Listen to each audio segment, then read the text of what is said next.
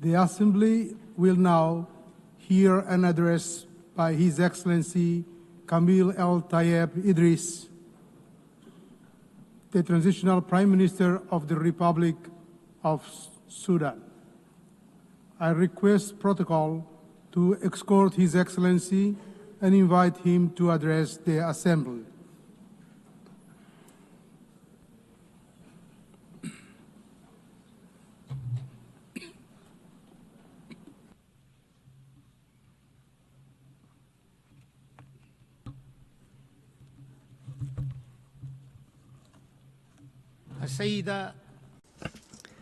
Madam Annalena Baerbock, President of the General Assembly, His Excellency Antonio Guterres, Secretary General of the United Nations, Your Excellencies and Majesties, Kings and Heads of State and Government, Your Excellency, Ministers, ladies and gentlemen, heads of delegations, peace and God's blessings be upon you. I congratulate Ms. Annalena Baerbock on her election as President of the General Assembly's 80th session. I also congratulate Mr. Philemon Yang on his presidency of the General Assembly at its previous session, and we appreciate his good performance and the efforts that he made for the cause of peace. We especially appreciate His Excellency, the Secretary General of the United Nations, Mr. Antonio Guterres, for his tireless efforts and valuable initiatives for peace and justice, and for the achievement of the goals and principles of the United Nations, and for his support for the causes of developing countries. I stand before you today.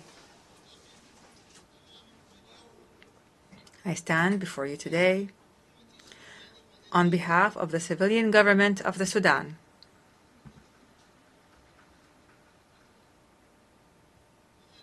I stand before you today on behalf of the civilian government of the Sudan and on behalf of the proud Sudanese people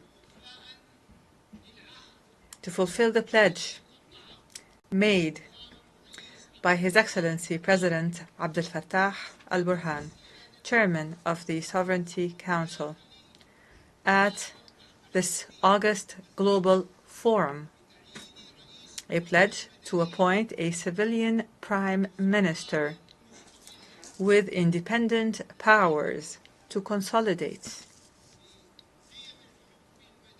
the values of civilian governance and democratic transition. I stand before you from the banks of the Nile, from the land where history runs as deep as the river itself, from where the deserts know the footprints of ancient kingdoms, ancient civilizations, and from where, in this present hour,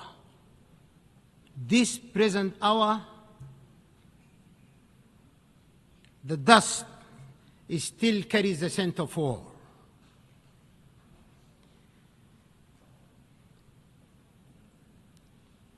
Sudan has bled. Our villages and cities have fallen silent under the shadow of unprecedented war, unprecedented invasion in the history of mankind.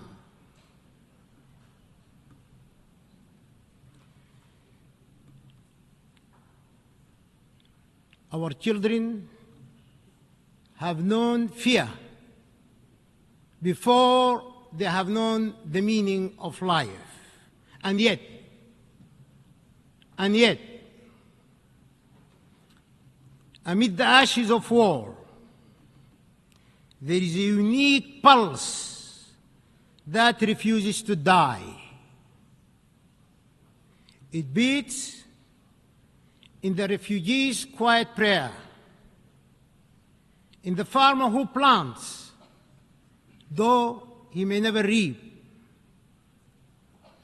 and in the mother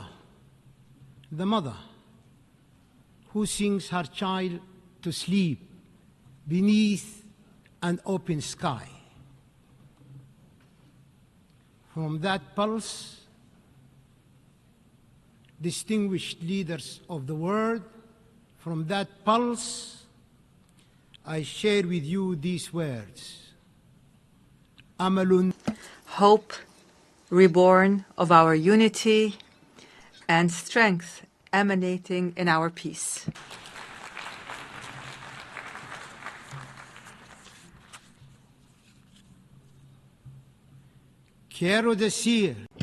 I wish to say,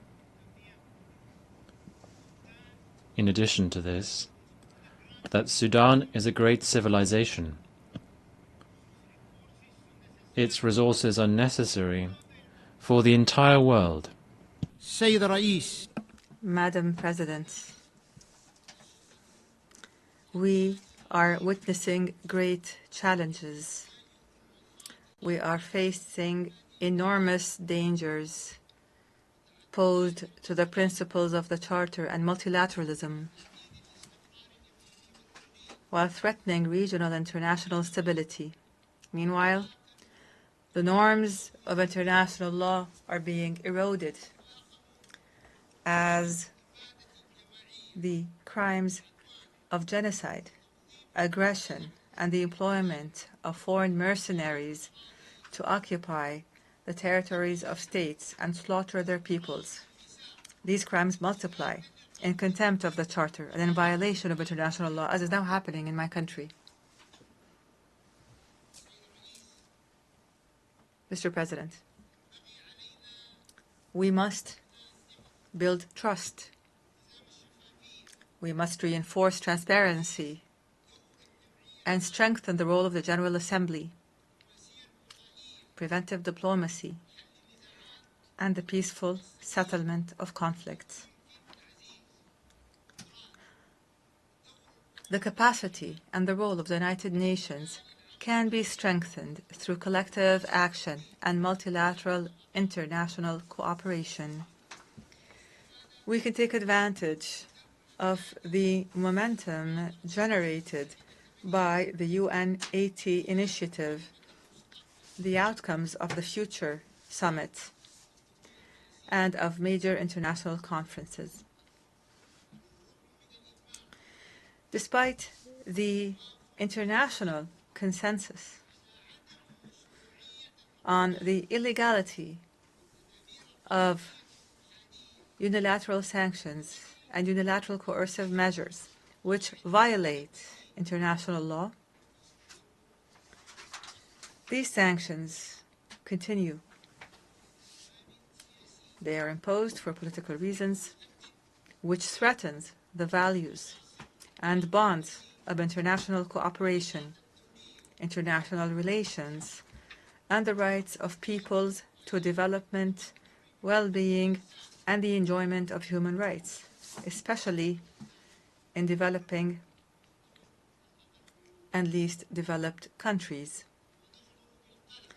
We are concerned over the political exploitation of human rights and their use as a means to pressure our country without considering the economic aspects of human rights that are affected by these unilateral sanctions and measures. We renew our rejection, our absolute rejection of hate speech, racism, extremism, Islamophobia, and all forms of discrimination and racial supremacy that threaten humanity as a whole. Mr. President, during the past 3 years, the people of the Sudan have been subject to existential dangers and threats as a result of the crimes perpetrated by the rebel Rapid Support Militia. The people of Sudan have been forced out of their homes and of their homeland to flee systematic killing and torture and looting and rape and humiliation and the savage destruction of all the components of life, the basic components of life. These actions were deliberate. These actions were part of an integrated project to control Sudan, to plunder its wealth, and to change the demographics of its population. Preserving the sovereignty of the state and its well-established national institutions is a top priority.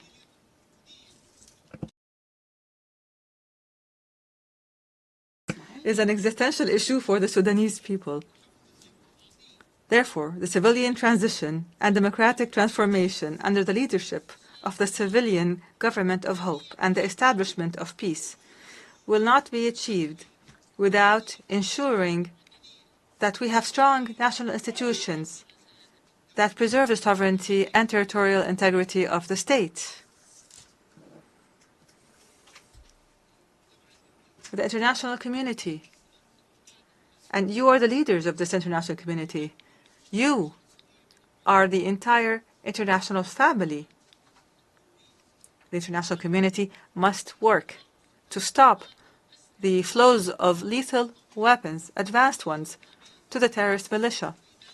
It must condemn the militia, criminalize it, and classify it as a terrorist group, and must stop the flow of mercenaries.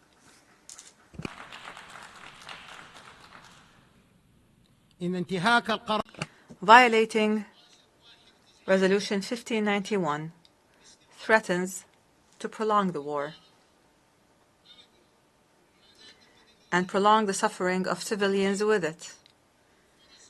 It decreases the chances of peace and threatens the safety, unity, and stability of Sudan and the entire region. Achieving comprehensive peace in Sudan requires the participation of Sudanese political forces and the different walks of Sudanese society in decision-making and in determining their future, because they are the true stakeholders. There must be no foreign interference or pressure, no hasty partial solutions, and no support for ethnic political extremism that plots to destroy Sudan. We affirm from this podium the commitment of the government of Sudan to the roadmap, which was drawn up by a group of national forces and civil organizations, and which we presented to the United Nations and to the mediators. This roadmap includes a ceasefire accompanied by the withdrawal of the terrorist Rapid Support Militia from the areas and cities it occupies. It includes lifting the siege of the city of Al-Fashir immediately. Lifting the siege on the city of Al-Fashir immediately, as well as the city's environs, in implementation of Security Council Resolution 2736, adopted over a year ago. Imagine this. This resolution was adopted by the Security Council over a year ago, and nothing has happened to this very day. Is this plausible? Let us take a moment to reflect. Children are dying. Women are dying. The elderly are dying because of starvation, and the international community is silent.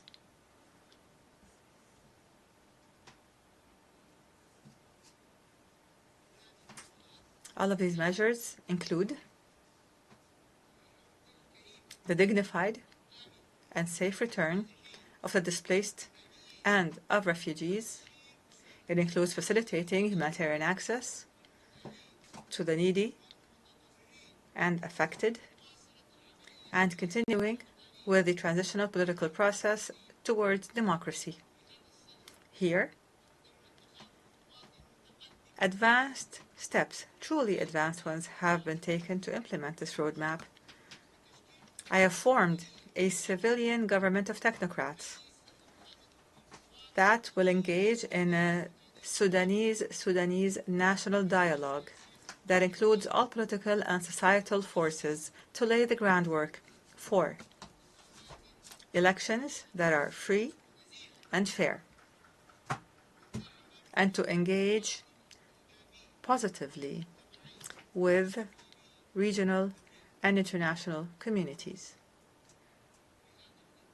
In this context, the government has committed and continues to facilitate all procedures for all Sudanese citizens abroad to return and engage in this important historic dialogue.